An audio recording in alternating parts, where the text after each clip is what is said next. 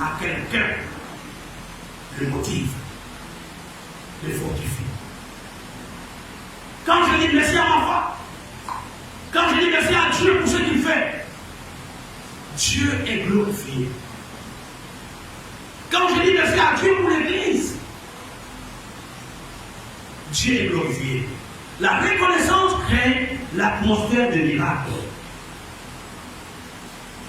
La reconnaissance permet à Dieu d'agir ou d'intervenir dans ta vie. Comme ce fut le cas de David. Quand il est arrivé, il dit à Saül, le même Dieu qui m'a gardé. Il n'a pas de l'os, c'est pas le même Dieu qui va m'aider à combattre.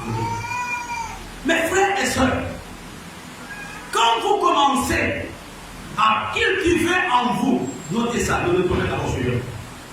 Quand vous commencez à cultiver la gratitude ou la reconnaissance dans votre cœur, vous allez commencer à voir le meilleur dans la vie des gens.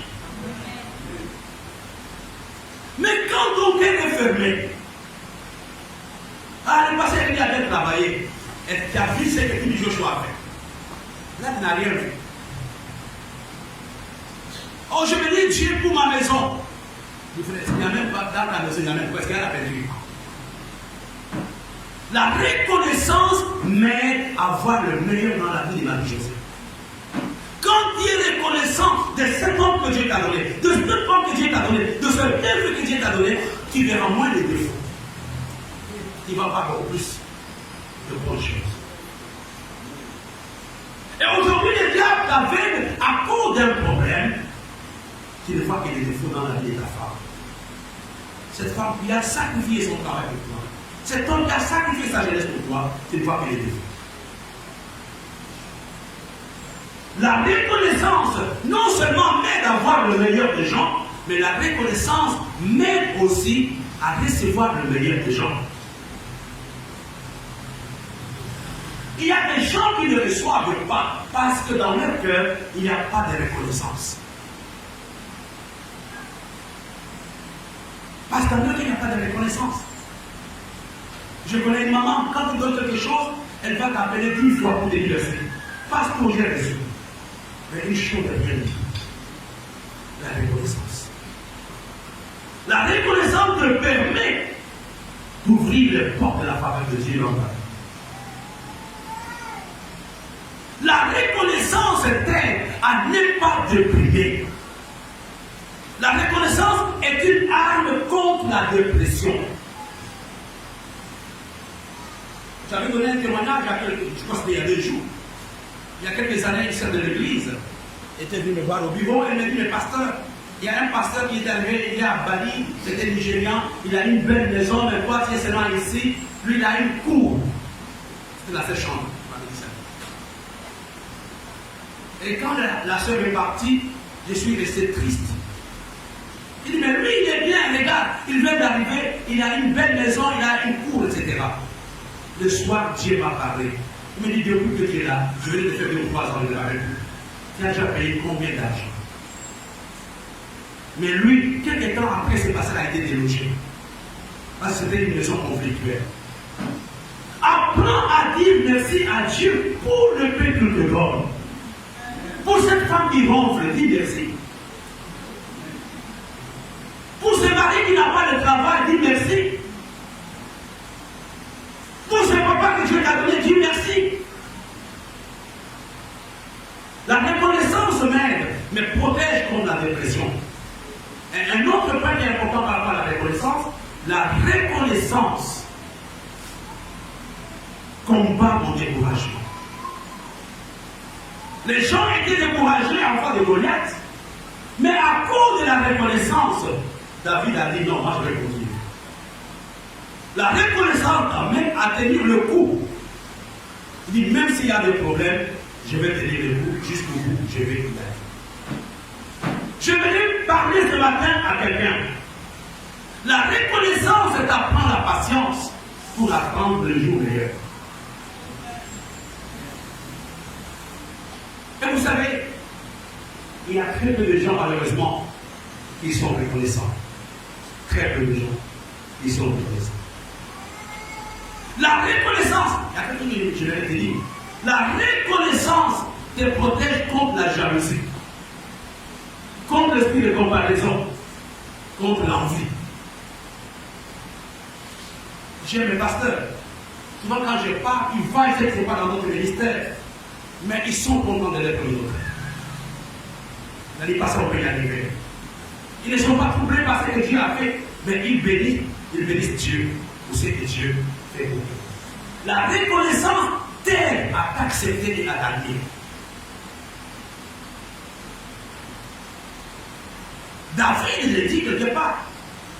Tu as fait de moi une créature comment? Je ne regarde pas ma taille. Je ne regarde pas ce que je possède. Je suis seulement reconnaissant à Dieu pour les souffles de vie. Et le dernier point dans cette longue introduction, la reconnaissance me remplit de joie.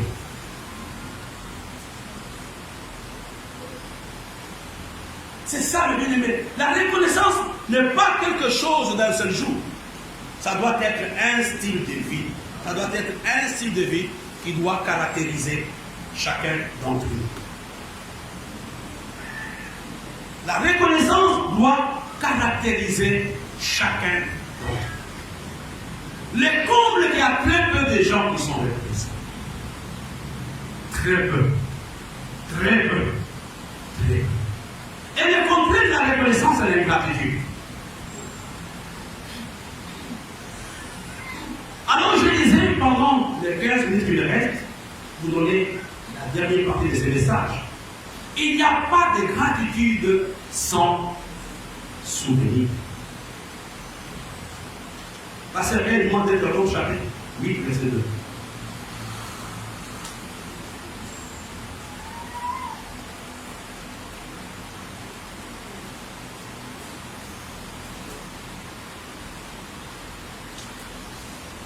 Souviens-toi de tout le chemin que l'Éternel, ton Dieu, t'a fait faire pendant ces 40 années dans le désert, afin de t'humilier et de t'éprouver, pour savoir quelles étaient les dispositions de ton cœur, et si tu garderais ou non ses commandements.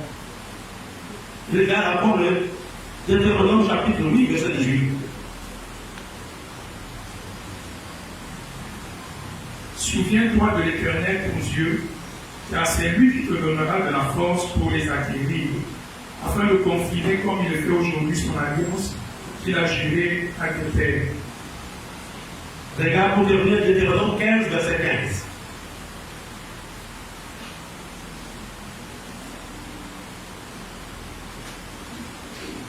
Tu te souviendras que tu as été esclave au pays d'Égypte et que l'Éternel ton Dieu t'a racheté. C'est pourquoi je te donne aujourd'hui ce commandement. Nous voyons que le souvenir, mes bien-aimés, est un commandement. Un homme qui ne se souvient plus de ce que les gens ont fait pour lui, de ce que Dieu a fait pour lui, est un homme malade. Passez avec moi le dernier texte. Samuel, 1 Samuel chapitre 17, verset 37. 1 Samuel chapitre 17, verset 37.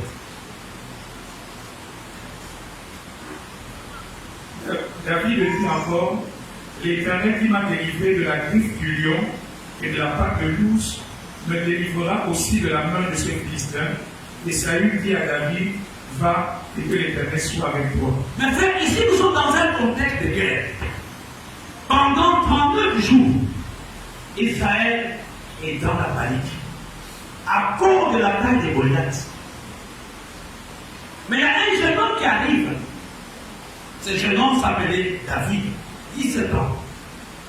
Il arrive et il a en face de lui des découragements de la part de son frère. Il a en face de lui le menace de Goliath. Il a en face de lui le découragement de Saül qui avait besoin pourtant de lui. Mais qu'est-ce qui avait aidé David? C'était les souvenirs. Quand il a regardé l'attaque de Goliath, il s'est rappelé de ce que Dieu avait fait par rapport à l'ours et au lion. J'aimerais que tu comprennes que les souvenirs te résister contre la crise actuelle. Il y a deux choses que les souvenirs peuvent faire dans la vie des gens. Je vous donnerai les avantages après.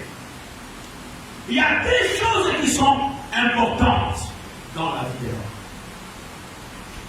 La première chose, les souvenirs bâtissent notre foi. Quand je commence à regarder, je me rappelle une fois de plus que j'étais paralysé. Je ne voyais pas. Parce que pour nous, était au moins de ça. Parce qu'il avait vécu. Même l'ancien livre. Pour marcher, je m'accrochais contre le mur. Je ne voyais pas. Toute la partie droite ici était paralysée. Après un mois de prière, Dieu m'a délivré. Aujourd'hui, devant certaines situations difficiles, devant certaines maladies, je me souviens de cette délivrance, de cette guérison que Dieu m'avait faite. Le souvenir fortifie ta foi. Quand le pasteur était en train de parler, que nous avons été au tribunal, nous avons été devant la police, ma foi a commencé à être fortifiée. Je peux vous donner un témoignage, peut-être que vous ne connaissez pas. Je le donne souvent quand je ne suis pas là.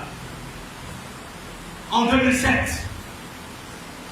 on avait un problème au tribunal. Il fallait réunir 800 000 qu'on n'a pas pu avoir. Et j'ai ce souvenir dans mon esprit.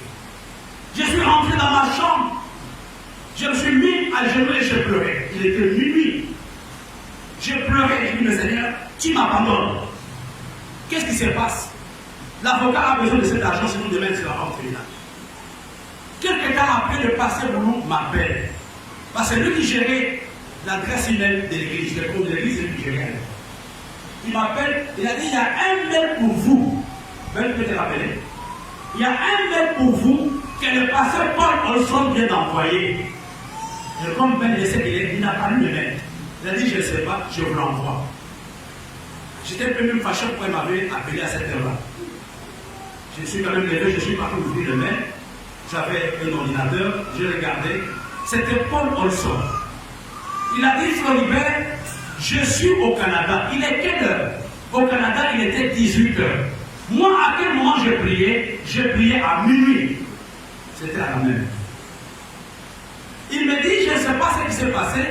J'étais en train de rendre le ministère au Canada. C'était un Américain. Qui connaît Paul Olson? Vous le connaissez. Il a dit, je ne sais pas ce qui s'est passé, mais j'ai dit à mon ami qui m'a invité de faire une offrande spéciale pour toi. Je ne sais pas qu'est-ce que... Si tu en as besoin, tu prends. Si tu n'en as pas besoin, tu retournes l'argent. Il a arrêté de prêcher. Il a fait l'appel de fonds. Et ça a donné combien? Ça a donné 500 000. Ça a donné 1000 $. Il a dit, je pars te les déposer tout de suite. Je vous dis qu'il n'était au courant de rien. Ben est là. Il n'était pas au courant qu'il y avait quelque chose. J'ai dit, mais Seigneur, tu me connais. Je me suis endormi. Il manque combien? Il manque 160 000. On va les trouver où? Et le pasteur a dit, je l'appelle le matin, il a dit, viens pour prendre l'argent de poser à l'avocat. Tu te rappelles encore? Je pars maintenant à Western Union qui était sur l'avenue de Mangabel, du côté de la LGBC, c'était à cette agence. Parce que le pasteur il avait rendez-vous avec l'avocat à 9h. Et quand je partais, mon téléphone sonne, ce n'est pas Sèche Lepo qui m'appelle. Il me dit, Floribert, Dieu m'a mis à cœur, je ne sais pas pourquoi, de t'envoyer 350 €. Tu vas faire ce que tu veux avec ça. Quand vous prenez l'argent de Paul Olson et l'argent du pasteur Lepo, les comptes étaient bons. Et le pasteur il a pris les 650 000 et est parti donner à Marie. Je ne peux pas oublier ça. Les souvenirs bâtissent la foi. Je ne peux pas oublier, même si on m'enlève la tête. Je vais vous dire une chose. En psychologie, ou dans le cours de leadership, on dit qu'une relation qui est durable est une relation dans laquelle il y a des souvenirs en commun. Plus vous avez des souvenirs ensemble, plus vous êtes solide. Quand tu penses à ces jeunes étudiants qui quittaient le campus de Kinshasa comme médecins, venez te voir à Kimbaseke, ton amour va augmenter. Tu ne vas pas voir le papa Esther, tu vas voir Yabel. Avec beaucoup de cheveux. Les souvenirs bâtir à ça. Tu as le problème aujourd'hui, mon frère, tu as oublié les souvenirs. Pense à ce que Dieu a fait. Pense à cette femme qui t'a porté dans son sein. Pense à ce pasteur qui t'a baptisé. Même si aujourd'hui tu as l'onction qui fait tomber les montagnes. Mais il y a quelqu'un un jour qui t'a mis dans l'eau pour qu'il soit pasteur. La puissance des souvenirs. Pense. Quand j'étais venu chez moi, je dis qu'il va épouser quand Régine. Je te promets. Mais Régine a oublié. Il faut avoir la puissance des souvenirs. Quand je regarde chacun d'entre vous, j'ai un souvenir avec chacun de vous. J'ai un souvenir.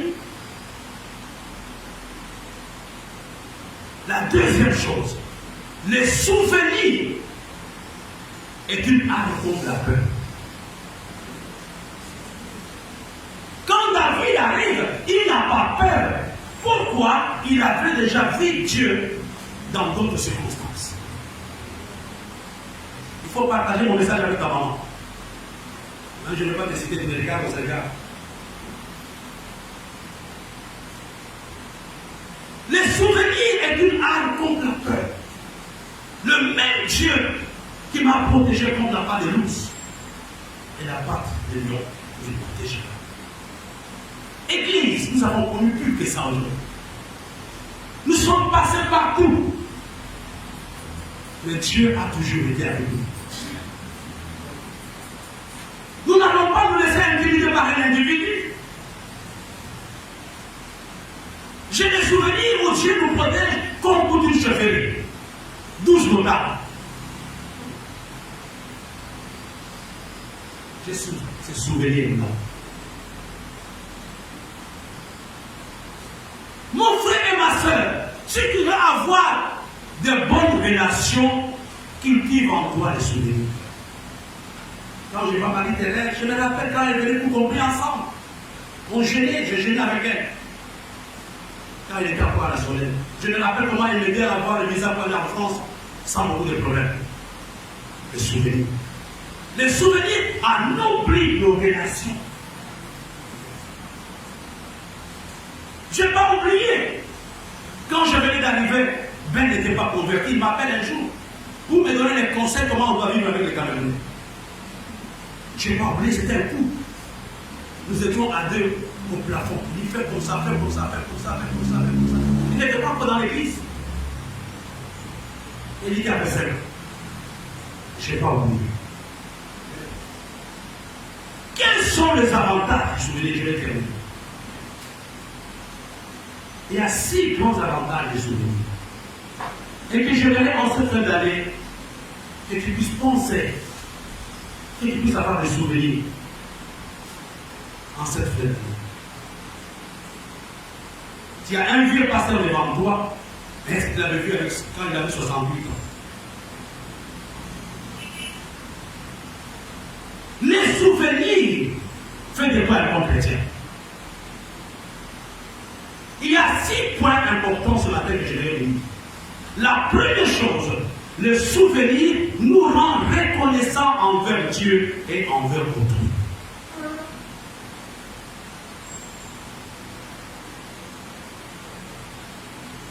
Dans ma chambre, j'ai un petit... Non, je l'ai mis ça au salon. Le Notre Père en porcelaine. C'était Salomé qui m'avait donné ça. La maman des Marie. Lors de sa mission au Gabon. Et je n'ai pas oublié. C'est toujours là. Quand je regarde, je pense que c'est Salomé qui m'a donné ça. Les souvenirs nous rendent reconnaissants envers Dieu et envers les hommes. Le corps tu penses que tu es né avec l'âge que tu as aujourd'hui. Tu es né ingénieur, tu es né beau, mais il y a quelqu'un qui a lavé les habits, qui les a dépassés, et cette maman est devenue sorcière aujourd'hui. Des souvenirs. Oui, les souvenirs. Le souvenir me rend reconnaissant.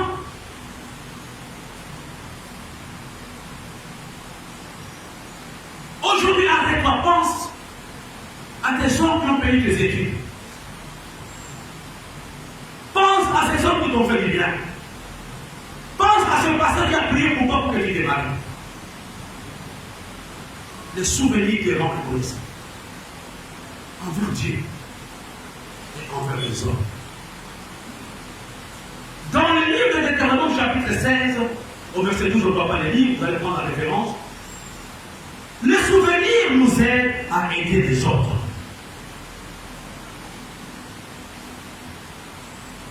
Mon frère, moi je peux parler valablement aux ivrognes. Parce que moi-même j'ai bu. Je peux parler, comme je le disais hier, à même pasteur assistant. Parce que j'ai été longtemps assistant. Et je sais ce qu'est être assistant. Les souvenirs t'amènent à aider les autres. Quand tu n'as jamais connu que tu étais dans le manque, quand tu auras de l'argent, tu ne peux pas aider. Un jour, ma fille Véronique m'appelle. Quand elle est venue de Kinshasa, elle m'appelle de Kinshasa à l'époque. Elle me dit, pasteur, c'était un dimanche. Aujourd'hui, je comprends c'est quoi être étranger dans un pays qu'on ne connaît pas. À cette période, elle était à Kinshasa. Les souvenirs t'amènent à soutenir le faible, à aider les gens qui étaient dans la même condition que toi. Mais toi, Dieu t'a fait la grâce de sortir de là.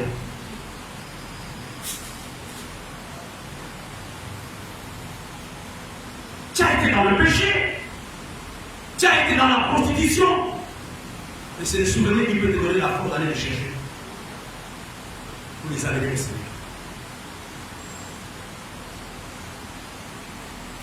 Les souvenirs. Les souvenirs nous rendent généreux. Exode chapitre 23, verset 9.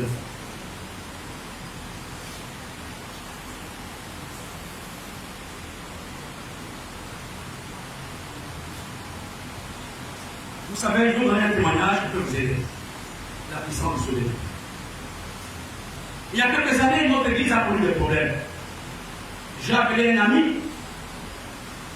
Je lui dis, frère, j'ai des problèmes ici, l'église, et c'est tout en train de se diviser. Lui, il n'avait pas de souvenirs. Il me dit, c'est rien. Parce que toi, tu as tellement nommé des pasteurs, ça ne peut pas m'arriver moi. C'est ta faute. Ici, chez moi, je contrôle tout le monde, moi et ma femme. Nous sommes deux. Les autres, ce sont des enseignants. Il n'y a aucun pasteur dans l'église. J'ai dit, frère, c'est sérieux ce que je te dis. Il me dit, ce n'est pas un problème. Il n'y a rien.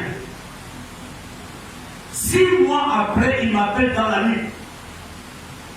Il me dit, je vais t'envoyer des billets et des visas, prends le premier avion pour venir à Libreville. J'ai dit, mais il y a quoi, Moro? Il m'a dit, mais oui, ce que tu as connu, c'est peu de choses. Ici, c'est grave. Tout le monde est parti. Les souvenirs m'ont amené à l'idée. Je n'ai pas hésité de prendre l'avion, je suis parti. L'église de 500 membres avait avec lui personnes ce jour. J'ai travaillé chez lui pendant 2 semaines. Parce que j'étais passé par là. Si tu n'as jamais été humilié, tu ne peux pas encourager les gens qui sont humiliés aujourd'hui. Si on ne t'a jamais jugé, tu vas partout. Je me rappelle une soeur, je ne vais pas citer son nom. J'étais à Libreville, elle m'appelle, il passait, dis-moi la vérité, c'est pour dire que ce n'est pas vrai. Moi, je dis, maman, je ne peux rien te dire. À toi de voir si c'est que les gens racontent sur moi est vrai ou pas. Elle me dit, non, mais de quoi, moi, dis-moi la vérité. Je lui ai dit, je sais. Une semaine après, il m'appelle. Il a dit, moi-même, on vient de me dire que j'ai fait ça avec toi. J'ai dit, ah, oui, moi, on l'a fait. Mais comment tu peux dire des choses dans les mains, mais il n'y a pas longtemps avec ma vie. t'amène à ne pas juger. Souviens-toi du chemin par lequel tu es passé. Dieu t'a humilié expressément.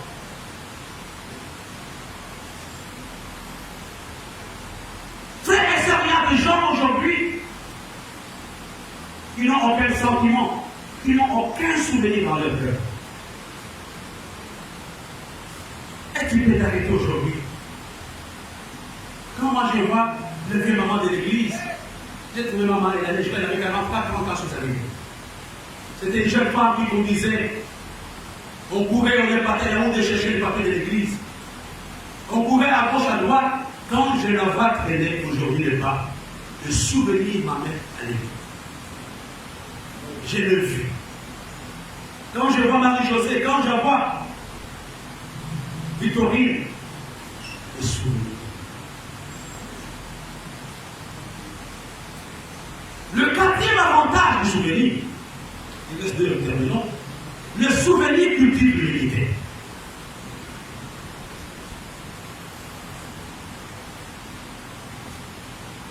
Parce que mon frère, si tu ne sais pas d'où tu viens, tu vas tomber dans l'orgueil.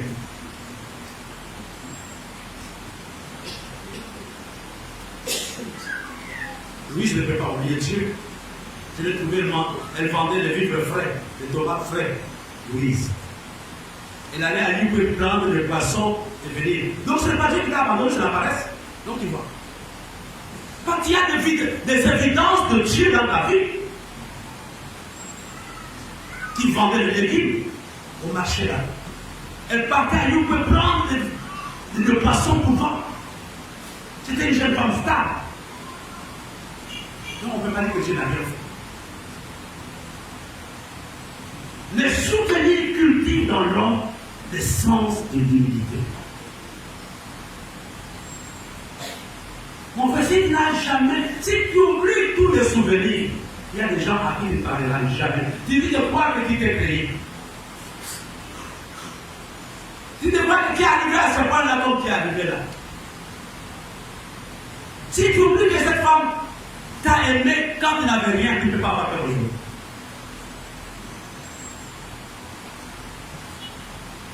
Si tu penses que ce monsieur fait du bien, tu ne peux pas déchirer par l'amour. Tu as des souvenirs de l'amour que cet homme a dans sa vie.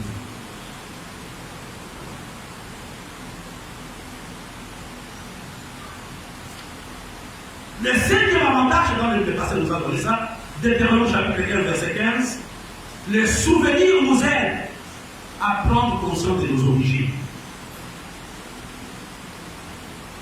D'où nous venons?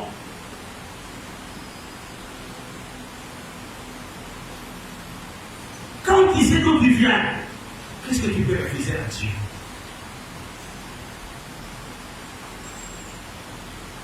Qu'est-ce que tu peux refuser à Dieu? Quand tu sais d'où tu viens, quand tu sais qu'un jour cette femme t'a apporté 9 mois dans son sein, à un moment de aller à Boulot, encore une fois, quand elle était directrice de l'école maternelle. Aujourd'hui, vous profitez parce qu'elle a accueilli. Mais quand vous trembliez, les souvenirs t'amènent. Les souvenirs, je vous dis une chose, garde intact l'amour et l'affection de la miséricorde. Oh non, je ne t'aime plus pas ta vie, moi. Je ne t'aime plus pas ta vie. Je ne t'aime plus pas ta vie, ceci, cela. Mais les souvenirs payent. Les souvenirs me maintiennent dans l'amour et dans l'affection.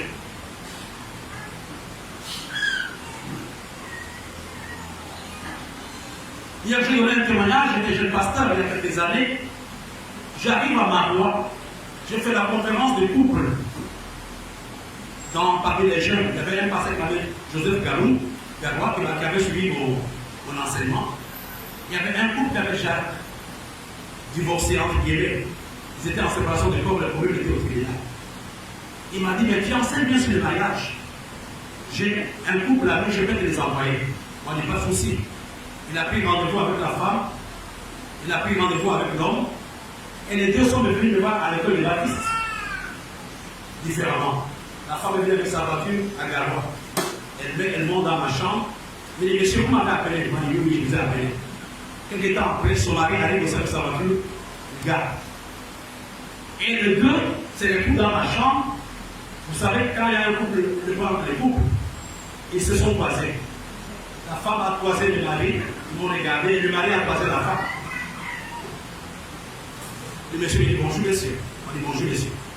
Vous m'avez appelé, moi je vous ai appelé. Il me dit je vous écoute. J'ai dit bon, quel problème avez-vous, vous deux? Et c'était des grands intellectuels qui se sont rencontrés en France.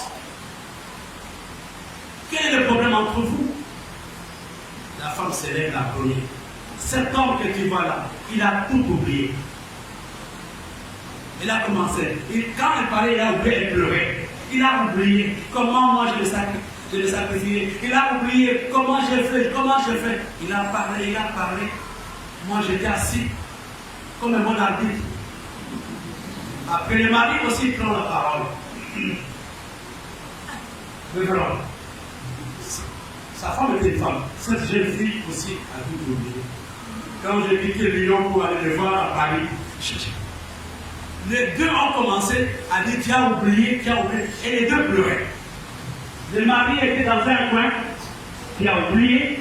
La femme était dans l'autre coin, qui a oublié. Et moi j'étais l'arbitre oublié. Le Seigneur, donne-moi la sagesse. Je voulais, il disait seulement tu as oublié.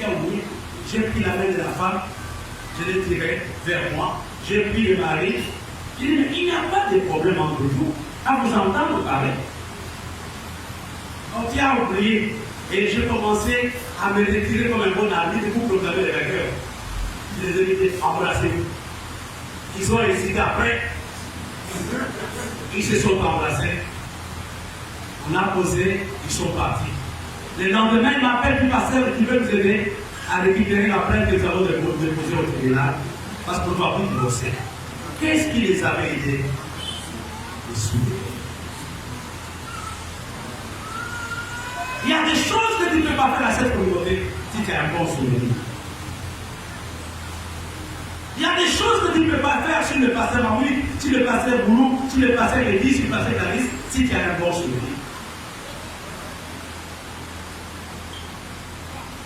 J'ai des souvenirs. J'ai dormi sur le matelas dans une maison qui souhaitait. Tu ne peux pas dire que je suis venu au Cameroun à cause de l'argent. Tu ne peux pas dire que je suis venu au Cameroun à cause de l'argent, parce que pendant plusieurs années, je m'habillais avec la fumerie. Olive et Véronique allaient chercher la fumerie. J'ai ces souvenirs. Une fois, Olive est parti avec Véronique m'acheter une paire de chaussures 44. Moi, j'ai chaussures 42. On ne pouvait pas les changer. On a pris les chicots, on a mis dedans. Et je mettais ça à l'église, tout fait avec une chemise. Bien passé, mais il venait de la fumerie. J'ai ces souvenirs. Donc je ne sais pas, Dieu a condamné ma dernière.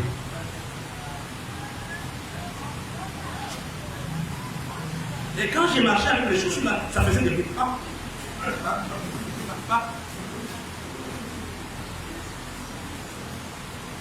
Mais ça brillait. Je n'avais que ça.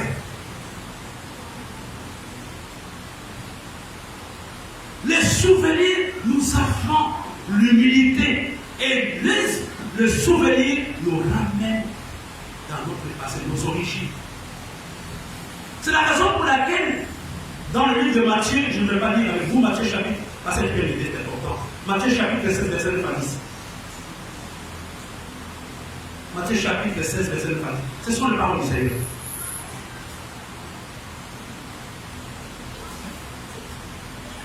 Êtes-vous encore sans intelligence et ne vous rappelez-vous plus les 5 pains et 5000 hommes et combien de paniers vous avez emportés, ni les 7 pains et 4000 hommes et combien de corbeilles vous avez emportés? Regardez, Dieu traite des hommes qui n'ont pas de souvenirs, des hommes sans intelligence. Des hommes insensés. C'est comme ça que Dieu les traite. Ces gens ont vu le miracle, mais devant une crise de sang, ils ont oublié la puissance de Jésus qui avait le miracle. Donc tu avais déjà de preuve de la puissance de Dieu. Mais aujourd'hui, à cause de menaces de Goliath, tu commences à te compromettre, tu commences à paniquer, tu commences à fuir.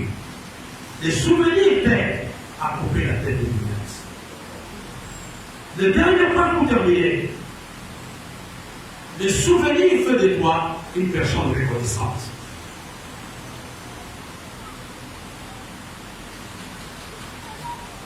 Tu comprends que même pendant la fête de la récolte, nous avons baptisé le mois de décembre, le mois de l'ultime reconnaissance, gratitude.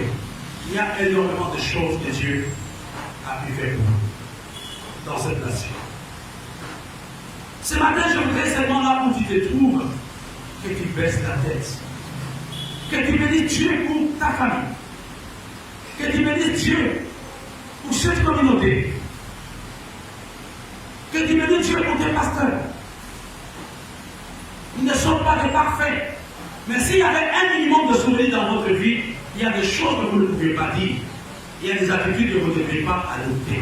Mais vous avez tout oublié. Ce matin, je voudrais que tu pries. Dis, Seigneur, cultive en moi les sentiments de gratitude en cette fin d'année. Les sentiments de reconnaissance. Je refuse de tomber dans l'ingratitude. Au nom de Jésus. Et le pasteur, il va nous diriger par